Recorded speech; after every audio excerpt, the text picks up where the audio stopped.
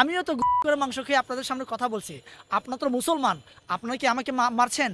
আমি ইঞ্জিনিয়ার ঠোয়েন সিং মংসা, বাংলাদেশের ৬,০০০-এর মতো আছে। অনেক সময় দুষ্টামি করে আমি বলি আমি ভাই ডাইনোসর প্রজাতির। ভারত মুসলমান ভাইদেরকে গরুর গোশত খাওয়ার কারণে আক্রমণ করা হচ্ছে, ওদের মসজিদ হামলা করা হচ্ছে, আমরা দেখছি। আপনারা হয়তো চাকমা মারমা বললে চিনবেন, কিন্তু শাক এটা কে আবার?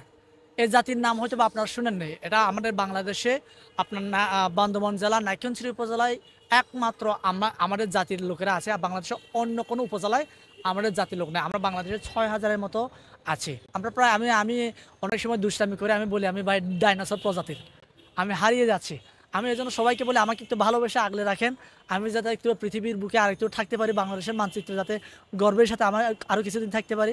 এই জন্য আমি ভাইদেরকে দুষ্টামি ছিল, আমি এইভাবে কথা বলি। দেখুন ভাই, আমরা বাংলাদেশে ৬,০০০ আছি। আমরা ৬,০০০-এর মধ্যে আমি একজন। আমি যদি ৬,০০০-এর মধ্যে একজন হয়ে বাংলাদেশে লক্ষ কোটি মুসলমানের ভিড়ে যদি আমি মিডিয়াতে এসে বুক ফুলিয়ে কথা বলতে পারি, এর থেকে স্বাধীন সার্বভৌম দেশ আমার মনে হয় পৃথিবীতে আর কোথাও নাই। কিন্তু ভারত তো ভাই আমাদেরকে পছন্দ করে না, আমাদেরকে সব সময় আমাদের কি বলে আমাদের পিছে পিছে আসলা বাস নিয়ে ঘুরে। যারা বলছে আমরা ঝুঁকিপূর্ণ অবস্থানে আছি, এরাই হচ্ছে হয় থেকে টাকা খেয়েছে, না হয় আওয়ামী লীগের কারো না কারো পকেট থেকে টাকা খেয়েছে, অথবা আপনারা ওদের বায়োডাটা খুঁজে বের করুন, ওরা কোনো না কোনো আওয়ামী সংগঠনের নেতাকর্মী। একজন মুসলমানের কাছে মাংস মুখে আনাও কি একটা পাপ তুল্য পাপ মনে করা হয়।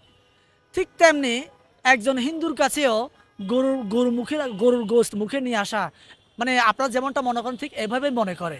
তা আমার কথা হচ্ছে ভাই, আমার এই বাংলাদেশে কোনো একজন হিন্দু কিংবা আমাকে তো চিনছেন, আমার চেহারা ভিন্ন আপনারা দেখতেই পাচ্ছেন, যে আমি মাংস খাওয়ার কারণে আমার জাতিরা মাংস খাওয়ার কারণে বাংলাদেশের মুসলমান দ্বারা আক্রান্ত হয়েছে, এরকম ইতিহাস নাই। আপনারা দেখাতে পারবেন না বাংলাদেশের মানচিত্রের মধ্যে। বাংলাদেশের মানচিত্রের বাইরে আছে, কিন্তু বাংলাদেশের মধ্যে দেখাতে পারবেন না। এরকম অহরহ ঘটনা কিন্তু ভারতে ঘটছে। গরুর গোশত খাওয়ার কারণে অনেক মুসলমানকে আক্রমণ করছে, হত্যা করছে, মারছে। এটা আমরা মানে গুগলে সার্চ করলেই আমরা দেখি, ইউটিউবে ঢুকলেই দেখি যে প্রতিদিন দেখছি যে মুসলমান ভাইদেরকে গরুর গোশত খাওয়ার কারণে আক্রমণ করা হচ্ছে, ওদের মসজিদ হামলা করা হচ্ছে, আমরা দেখছি। তাহলে যারা কিনা সম্প্রীতির কথা বলে, যারা কিনা এত সংখ্যালঘু প্রীতি দেখায়, ওরা তো ভাই সবচেয়ে সংখ্যালঘুদেরকে নির্যাতন ওরা চালাচ্ছে। আমি তো সাক্ষী, আমি তো আক্রান্ত হইনি। আমিও তো মাংস খেয়ে আপনাদের সামনে কথা বলছি। আপনারা তো মুসলমান, আপনারা কি আমাকে মারছেন, আমাকে আক্রমণ করছেন? আপনারা সাংবাদিক, তাই না? আমার কাছ থেকে ভিডিও ফুটেজ নাও নিতে পারতেন আপনারা, যেহেতু মাংস খেয়ে এসেছি, আমি মুসলিম।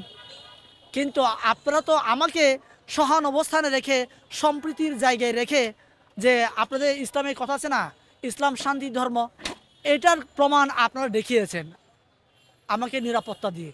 ভারত যদি সংখ্যালঘু কিংবা আপনার ভিন্ন ধর্মের লোকদেরকে যদি নিরাপত্তা দিয়ে থাকেন, তাহলে আমি বলবো ভাই, আপনার দেশে মুসলমান ভাইদের জন্য গরুর গোশত খাওয়া আইন করেন। আপনি দেখেন ভারত সবচেয়ে গরুর গোশত রপ্তানিতে নাম্বার 1 পৃথিবীতে। তাহলে আপনি গরুর গোশত রপ্তানি করবেন, যারা খাচ্ছে ভাই তাদেরকে আক্রমণ করবেন, এটা কি ধরনের দ্বিচারিতা? আবার ভারতে প্রায় আপনার 100টার উপরে মিডিয়া আছে। প্রত্যেকটা মিডিয়া থেকে দুজন করে সাংবাদিক পাঠান, ওদের থাকা খাওয়া ভিসা নিরাপত্তা আমরা দিব। মশা কামড় দিলে যেমনটা আজ পড়ে না, এইরকমও পড়বে না আপনার গায়ে। হিন্দু ভাইদেরকে পাঠাবেন, মুসলমানকে পাঠাবেন না। আবার তাহলে বলবেন যে না, মুসলমান ভাই এসেছে, মুসলমানদের পক্ষে নিয়েছে। হিন্দু ভাইকেই পাঠাবেন, অথবা খ্রিস্টান বা অন্য ধর্মে যারা আছে ওদেরকেই পাঠাবেন। ওরা লাইভে, কোনো রেকর্ডেড না, লাইভে ওদের যতজনকে পাঠাবে প্রত্যেকে লাইভ করবে, এবং ওরা বাংলাদেশের 64 জেলায় আনাচে কানাচে এরা ঘুরে বেড়াবে। ওদের নিরাপত্তা দেওয়ার দায়িত্ব আমাদের।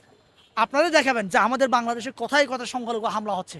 আপনারা যতজন সাংবাদিককে পাঠান, ওরই মধ্যে একজন সাংবাদিকও যদি লাইভে প্রমাণ করতে পারে যে আমার বাংলাদেশের সংখ্যালঘুরা নির্যাতন নিপীড়নের শিকার হচ্ছে, তাহলে ওই দিন থেকে আমাদের বাংলাদেশে 18 কোটি মানুষ আপনারা যাই বলবেন তাই মানবে।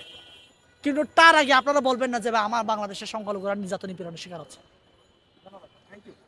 থ্যাংক ইউ ভাই।